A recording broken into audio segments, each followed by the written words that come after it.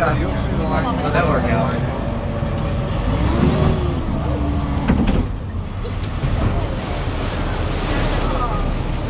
Easy as pie right there. Look at that, huh? Till we tip. So now, well, guess what? We're floating. Now, John did say something about. I had a little interesting story about Ben Affleck and the movie The Town. Well, right over here on right here on our starboard side, there's a garden up there. If any of you ended up seeing that the movie where they have several scenes in the garden, that's exactly where it was shot, right there. Now, we actually knew that the scenes were going to be shot there, so I had the day that we're going out, I ended up telling all of my passengers, oh wow, there's going to be a movie there. Everybody was really excited too. I mean, they were all, going to see a Hollywood movie being shot. So we splashed in. Everybody had a great time on that. Well, all the movie people ended up coming over and kind of waving and smiling at us. They're all excited. My passengers are all excited. They're all waving back to everybody. And so I thought it would be a nice little gesture. We have a little air horn on here. I gave everybody on land there a little toot toot. Well, apparently Ben Affleck didn't find that too amusing. No sense of humor at all. In fact, he was so upset about it.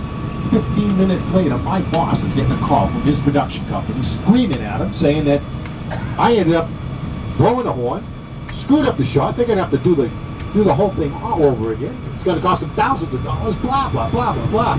I don't know if anybody ended up ever seeing movies being shot, but even if they nail that shot the very first time, you know what they do? They shoot it over and over again anyways. So I don't really think I really cost them all that much money.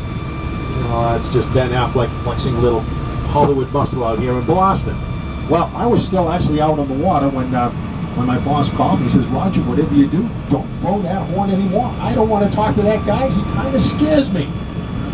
So I behaved myself for the rest of the day, but I did end up leaving that whole situation with one particular distinction. I am the only duck boat captain here in Boston that has the distinction of actually ticking off Ben Affleck. So I thought that was pretty good, huh? But now that's not the whole story. The very next day, I had to go out on a charter. We actually, we picked people up at the hotels. I ended up going all the way into the back bay with my duck boat.